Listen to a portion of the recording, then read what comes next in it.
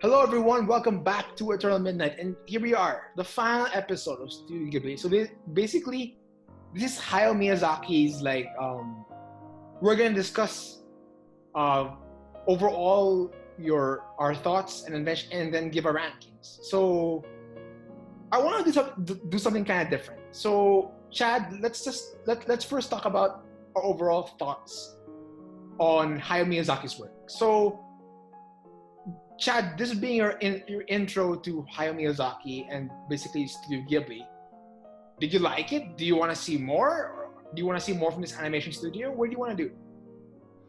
Yeah, I'm genuinely glad you picked this. At first, when you decided it, I was like, oh, really?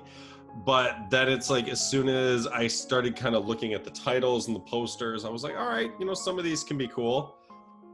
And yeah, throughout all of it, like I said, there was really only two of them that I was not a fan of. And the rest of them, I think, were all good in their own ways and are deserving to be as popular as they are. So it's like, overall, I'm genuinely glad you picked this. I'm glad I got to see, out of everything we've done since we started this show, I think there was I genuinely think there was maybe one or two franchises that I think I hadn't seen. I know it was Train Spotting I'd never seen. Mission Impossible. Mission Impossible, a couple of the solo reviews we did a while back. But other than that, we've done almost everything that I'd already seen, and we've done so much stuff that you hadn't seen. So it's I'm glad we went with something this month that I'd never seen, so I could have a proper introduction to it. Right. And how did you feel? Did you like it? I mean, overall, I guess it was good, right? Absolutely. Okay, so I want to do something different. I want to discuss our favorite scenes from each Miyazaki film. So just real quick, not that long. What do you like most about Kiki's Delivery Service? Oh, so we'll just do our favorite from each one in the order that we reviewed them in? Yeah, exactly. So what do you like most about Kiki's Delivery Service? What do you like? Okay, so this being introduction, what aspect of Kiki's Delivery Service do you like most? I think just the aspect of this is just a world where, you know what it almost reminded me of? It almost reminded me of the world of Pokemon, where it's young people going out in the world and doing their own thing without needing an adult around them to lead them, and making mistakes and learning from their own failures without an adult having to hold their hand. Right. Yeah, exactly. Basically a coming of age film with a girl who happens to be a witch, which I think is awesome in my opinion. Is that what your pick is from that? I think for me it's more of aside from coming of age, it's really the theme of independence. It's Kiki facing the world and being okay, I'm not sure what to do, but I'll figure it out as I go. That's really what life is like, Mm-hmm. And that point where she loses her powers, it's really this is just another hurdle for me. And I love what the advice of her friends, you just need to focus up, focus up, focus well, and you'll be flying again in no time.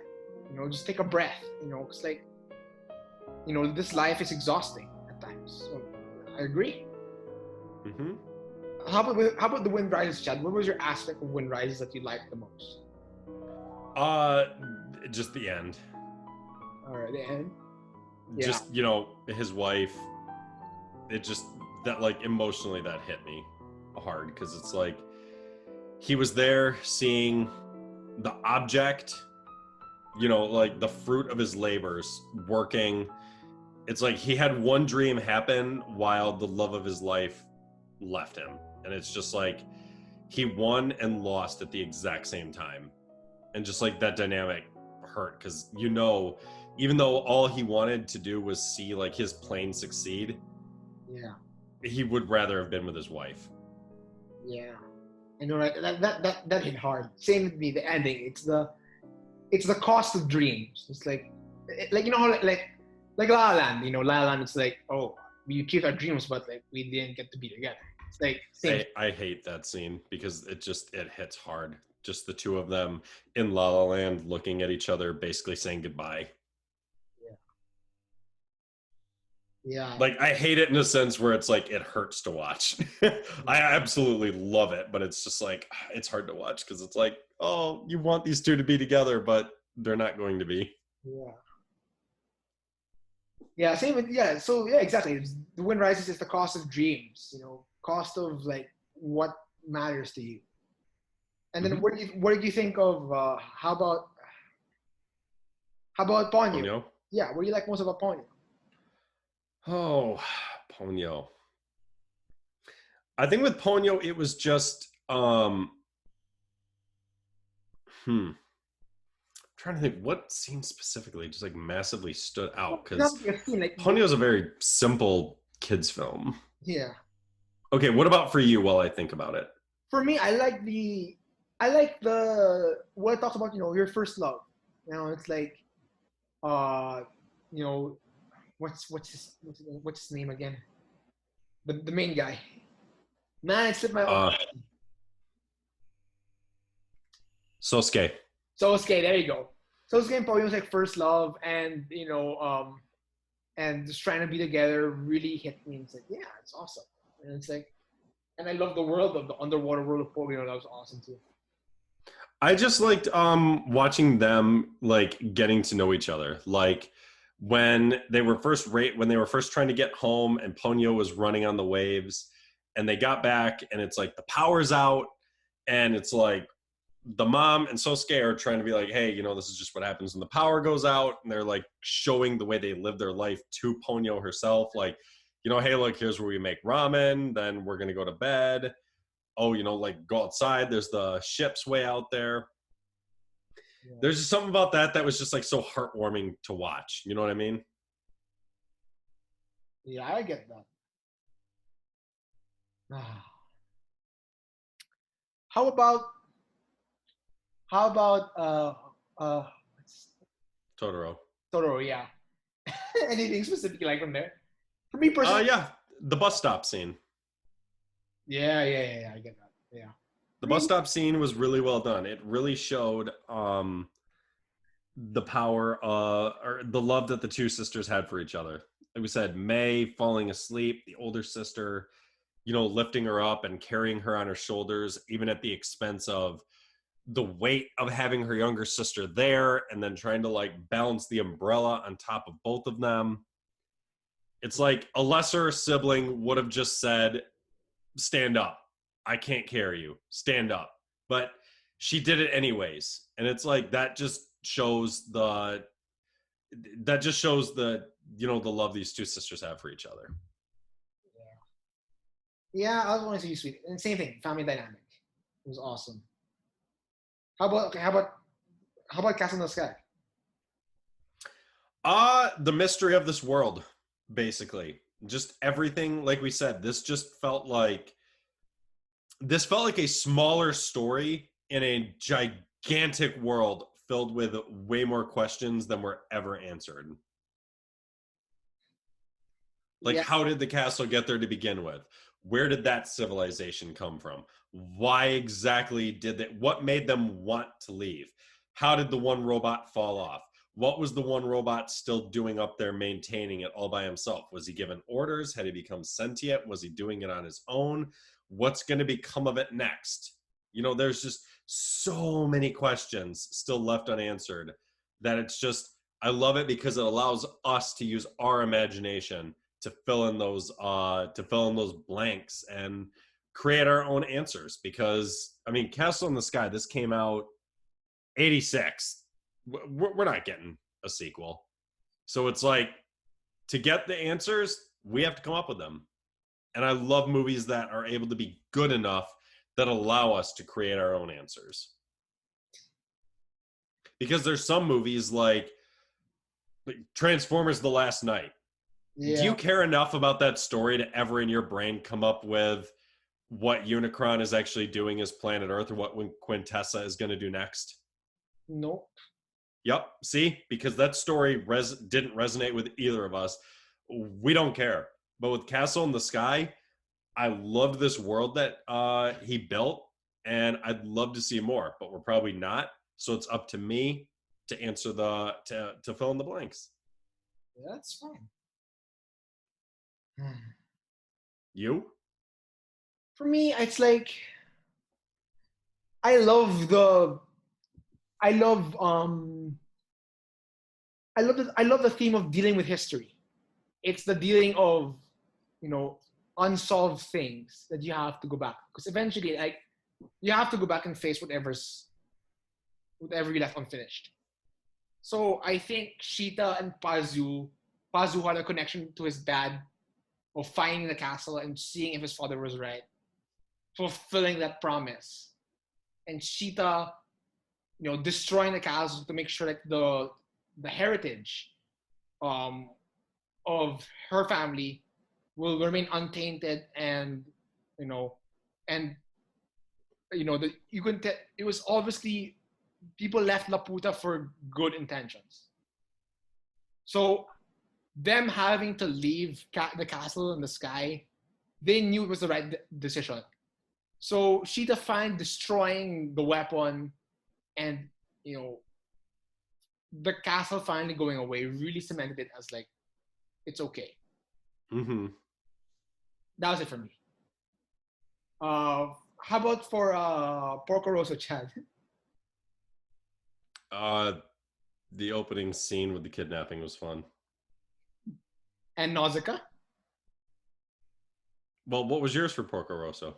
Well, I mentioned it a while ago, in our last one. Porco Rosso for me was, I guess for me, for Porco Rosso, it was really like trying to deal with a midlife crisis, because I think that's what Porco Rosso was trying to show, in my opinion. Like it was Porco Rosso trying to relive the glory days of his dreams, and everyone was like, and Gina was like, you gotta stop doing that, because like everyone has moved on from flying.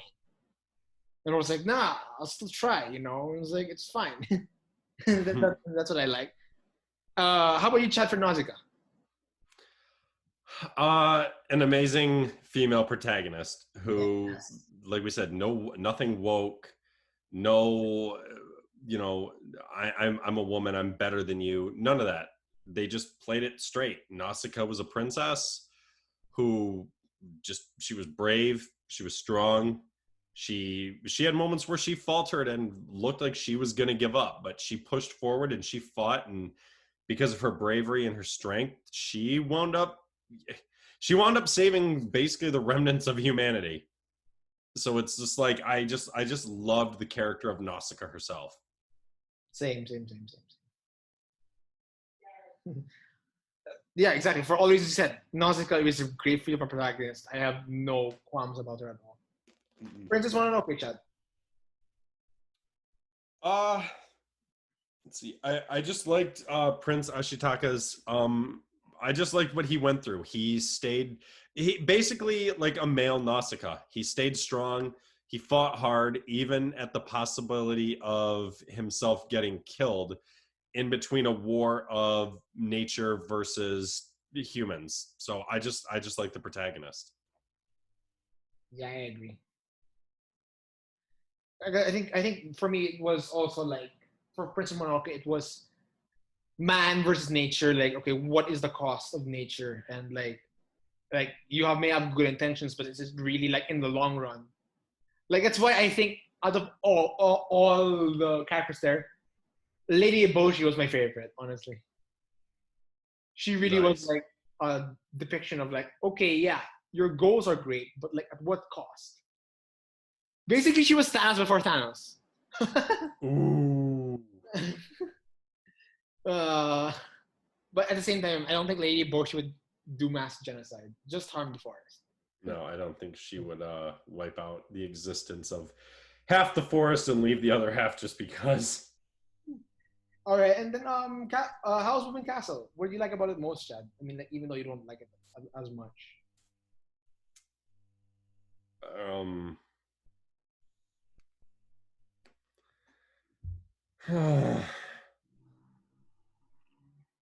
I guess the creativity of the castle itself. Yeah. Like the castle itself can be wherever you want it to be, but the doors can exit wherever you want them to exit as well. Yeah, that was cool, wasn't it? For me again, like in our last episode, like what we discussed, it was more of like rage and you know who will save who. And again, I'll say this once, it did way better than Spider-Man 2 did. Any of our Spider-Man fans who abandoned us after that episode who just came back, they just left again. It was more of like, yeah, like who will save the savior? Just I think it's a really good concept of how's moving castle nailed. And finally, Spirited Away, Chad. What did you like one of those? Just how weird it was. Like flat out, I mean, just how weird it was. It was almost like, you know how you've heard people be like, oh, you go to Walmart and you people watch and you see all the weirdos? Yeah, That's kind of how this movie was. You just kind of sit back, and even if you think about it, like that middle, like the second act was really like while Chihiro was getting development by doing what she was doing, a lot of the second act was just sit back and watch the weird stuff that's happening. You know what I mean? yeah. Watch the creature designs. Watch the Yeah. So that's what was interesting. Like, what was that giant thing that was like following her and Lynn around for a while? Like it was some kind of spirit or something. It looked like a mushroom. right. And like that, it's just randomly following them around. There's no reason why. And Lynn's just like, just ignore it. But it's like, but this thing is weird. Why is it just following them around? Never explained, never told why, but you just kind of, it's just like, it's weird, but it's enjoyably weird. Yeah. And now it's your favorite, so you better have a good favorite thing about it. For me, it was the discussion of coming of age, how and humility, and what it means to grow up. You know, it's like Chihiro um, was upset and spoiled about moving out from her hometown. But now, at the very end of Spirited Away, she accepted who she was, and she accepted that life is changing, and life will always change. So just roll with it, roll with the punches, because That's what life is.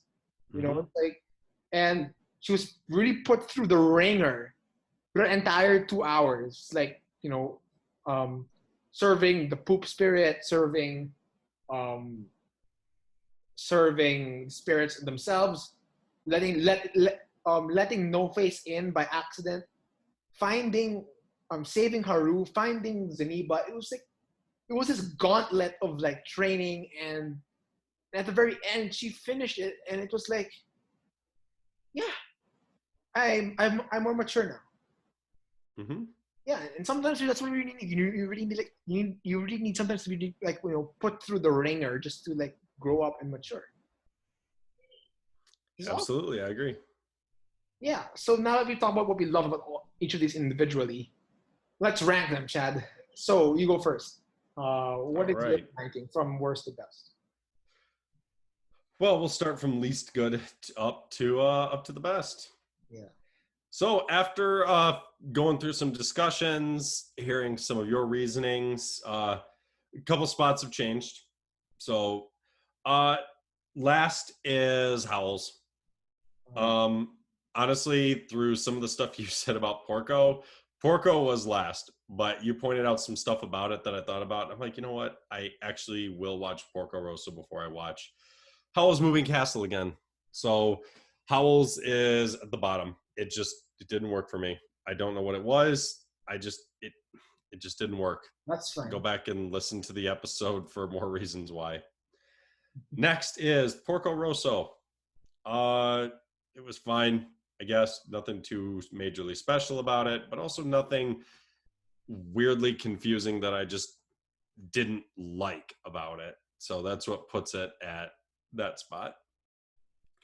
Next is My Neighbor Totoro. I know I'm going to get a lot of crap for that, and I'm sorry, but everything above this just had a little bit more complex of a story to it. And there's nothing wrong with My Neighbor Totoro. It's probably, I'd say Porco and Howells are the only two that are at the bottom because there was things about them I just didn't like or connect with. Everything from Totoro forward, I would say, are all good. Totoro's just the bottom because it just was not as compelling a story as everything else to me. Right. But I still don't really have any problems with it. Right. So next is Kiki's Delivery Service. First one we watched. Good introduction to Studio Ghibli. It was a fun little story. Like I said, not the most complex. I like Kiki herself as a character. And same as a lot of these other ones, I'd like to know more. What did Kiki do next? Did she move to another town? Did she stay there? What kind of witch did she become? I think it'd be interesting to know. Next is Princess Mononoke at 6th place. Princess Shitaki was awesome. San herself.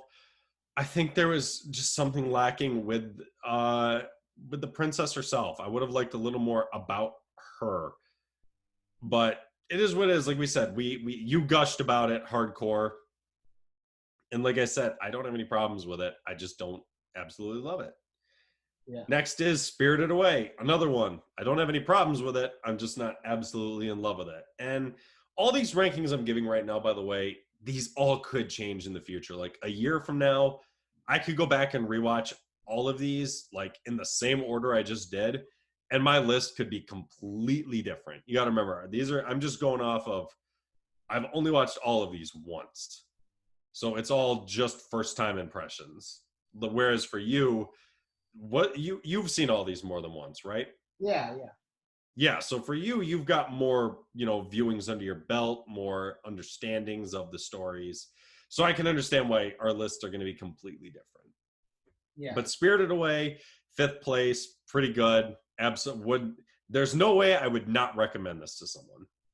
Yeah. Next is Ponyo. I don't know what it was. I absolutely loved this movie. I had an absolute blast with it.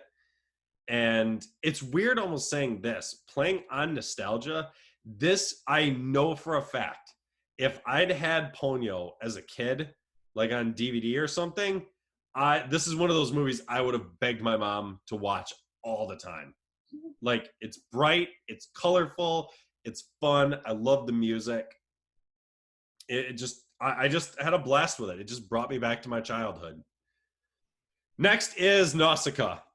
I love fantasy. I love post-apocalyptic stuff, and Nausicaa brought all of it. Like we've said multiple times, and I hate to keep harping on it, but great female protagonist, just great lead. She was a great character. I love seeing characters like Nausicaa herself. Next is The Wind Rises in 2nd place. Great drama, great story about Jiro and his entire life, just starting with a boy who's in love with planes, making his way up to showing what a great human being he was in this story. I know not in real life, but in this story, showing he fell in love with someone who told him that they were dying and they probably didn't have a lot of time together. And he still stayed with her as long as he could while still trying to fulfill his dream of building an airplane. Just amazing drama, in my opinion. Number 1, Castle in the Sky. Like I said when we were explaining our reasons earlier, this movie is just filled with so many mysteries. I love the adventure they went on. I love the mythology of this world. I love the villains. I love the heroes. I even love the anti-heroes, the pirate family. Plenty of good comedy. I like the characters. I just liked everything about it. And it's still got that old school animation style that I really like, that even for 86 still stands out and looks amazing. Incredible imagination went into the story, and I loved it. And actually, I'm going to throw this one in there. I know all of these are on HBO Max, but I'm one of those people, I love my movie collection. I genuinely have a feeling Castle in the Sky and Nausicaa I'm going to wind up buying on Blu-ray at some point because Nice. I just absolutely loved those films. I mean, Wind Rises, I probably don't need that one on Blu-ray, but knowing me, when I go to get Castle and Nazca, I'll just sneak Wind Rises in there. So yeah, what have you got for us? All right. So at the bottom, My Neighbor Totoro. It is a very simple family film that anyone can enjoy, and it really is very below the surface. And yeah, I mean, like the family dynamics are nice, but other than that, nothing special.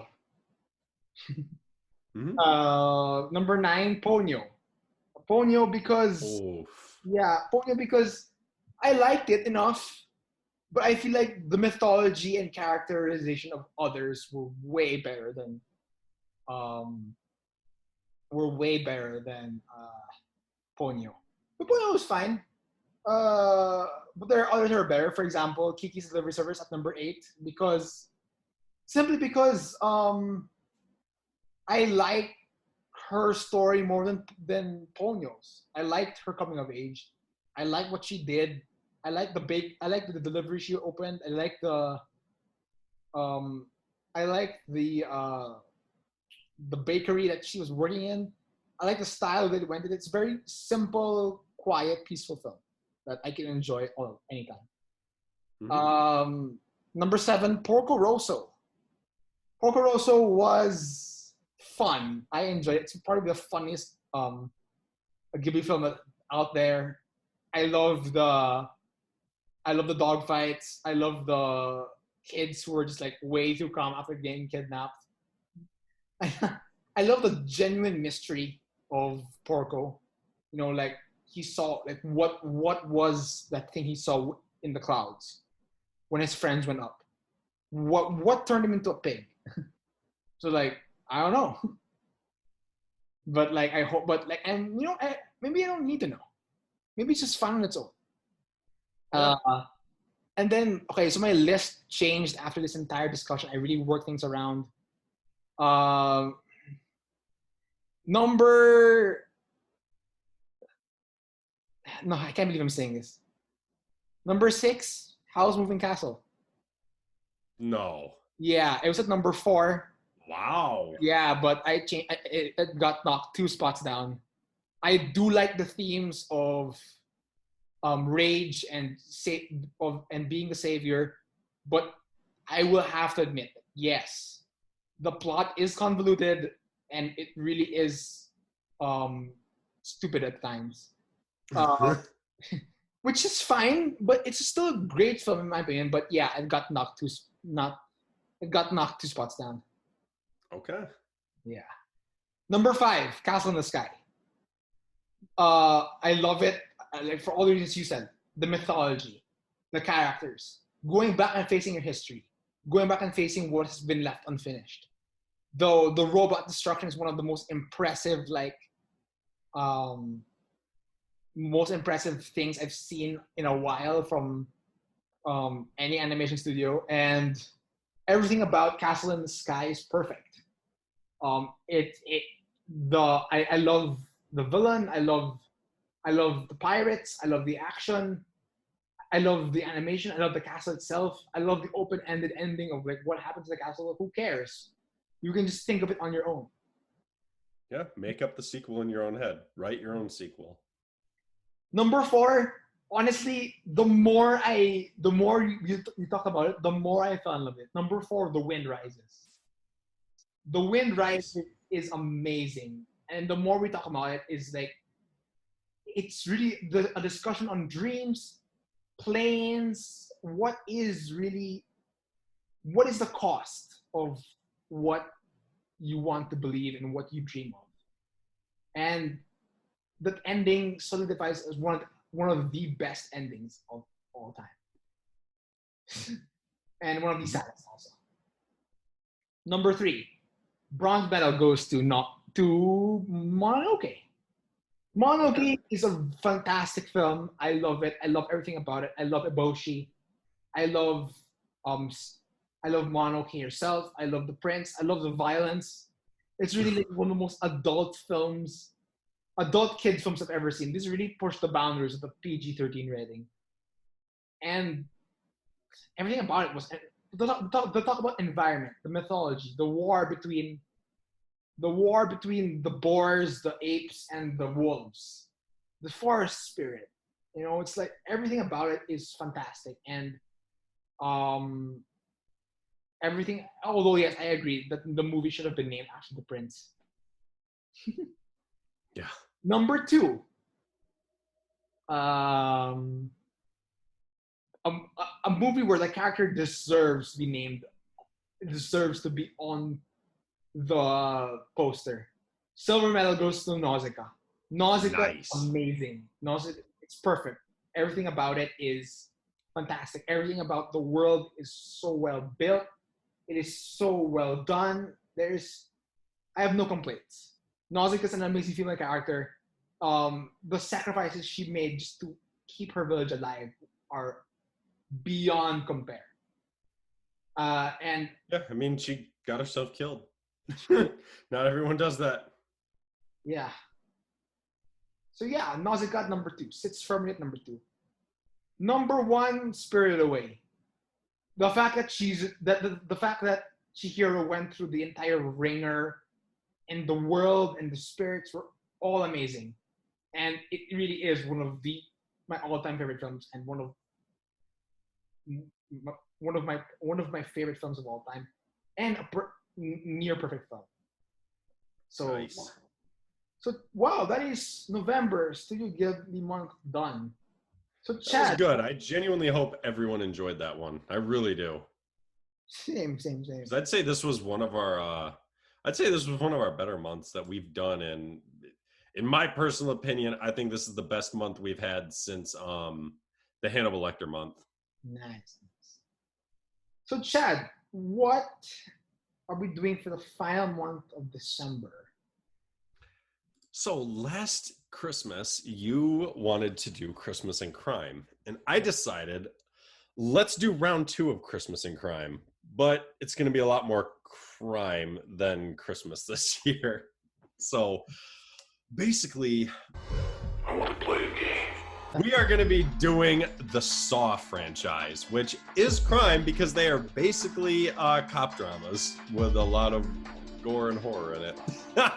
So we are going to be doing the Saw franchise for Christmas this year, and hopefully Dylan is going to be joining us for most, if not all of it, right? Yeah, yeah, I will. I'll message him for sure. Because Dylan loves the Saw franchise. Yup, so tune in for our Christmas special, the entire Saw franchise from the humble beginnings of Saw all the way up to Spiral. So guys, we will see you actually in a few days. And we'll be back for the Saw franchise with the 3 of us. Who knows, maybe I can convince Ken to jump on with us, and the 4 of us will be back together. Yeah, perfect. All right, guys, go ahead. Lead us out, Santino. So it's been a great Hayao Miyazaki month. I'm glad that for my last hosting of 2021, I did this, and it's fantastic. Hopefully, we'll be revisiting Studio Ghibli soon, and we'll talk about other films. I think we will. We'll make a return sometime soon next. In 2022, we will be back. All right, guys. Signing off. See you soon. Goodbye, everyone.